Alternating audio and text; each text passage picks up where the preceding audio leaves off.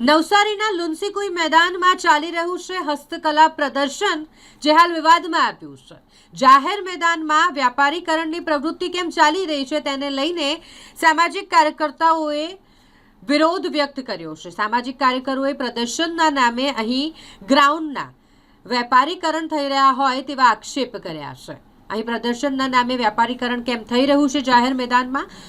નવસારી મનપાની જે મંજૂરી આપવામાં આવી છે તેને લઈને પણ સવાલો ઊભા થઈ રહ્યા છે। વહીવટીતંત્રે આપેલી મંજૂરી પર પણ હવે સવાલો ઊભા થઈ રહ્યા છે। મંજૂરી અને વાસ્તવિક પ્રવૃત્તિઓ વચ્ચે તફાવત હોય તેવો સામાજિક કાર્યકર્તા દાવો કરી રહ્યા છે। લાગી રહ્યું છે કે નવસારીમાં વિરોધના સૂર ઉઠી રહ્યા છે। નવસારી મહાનગરપાલિકા દ્વારા આજે એક પ્રેસ નોટ આપવામાં આવી છે, જે સોશિયલ મીડિયા ઉપર પણ મૂકવામાં આવી છે। તેમાં લખવામાં આવ્યું છે કે નવસારીના રમતગમત પ્રેમીઓ ભ્રામક પ્રચાર કરી રહ્યા છે।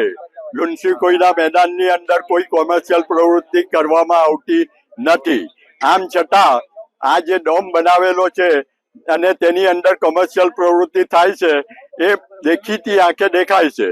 અને બીજો જે પ્રશ્ન છે કે રમતગમતના મેદાનની અંદર જે પુરાણ કરવામાં આવેલું છે તે બિલકુલ હલકી કક્ષાનું અને રમતગમતને માટે કોઈ પણ સંજોગોમાં ચાલે તેવું નથી। આ તો કઈ પાકો રોડ બનાવવાનો હોય તેનું ફિલિંગ કરવાનું તેવું ફિલિંગ કરેલું છે।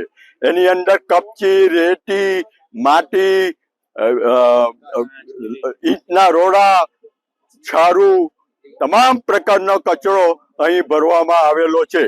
તો હું આ નગરપાલિકાના કમિશનરને અહીંથી ચેલેન્જ ફેંકું છું કે તમે તમારા નક્કી કરેલા સમય પ્રમાણે લુન્સીકુઈના મેદાનમાં આવો તો અમે તમને રૂબરૂ બતાવીશું। જે વસ્તુ નવસારીના નવસારીના તમામ લોકો જોઈ રહ્યા છે એ કમિશનર સાહેબને દેખાતું નથી અને ચોર કોટવાલને દંડે તે રીતના પ્રેસ નોટ કરીને લોકોની અંદર મહાનગરપાલિકા ભ્રમ ફેલાવી રહી છે। રમતગમત પ્રેમીઓ નહીં પરંતુ મહાનગરપાલિકા ભ્રમ ફેલાવી રહી છે અને જે નરી આંખે દેખાય છે અને આખું શહેર જોઈ રહ્યું છે। અને તેને માટે આ ખોટો પ્રચાર નગરપાલિકા કરે તેને કોઈ પણ રીતે ચલાવી લેવામાં આવશે નહીં।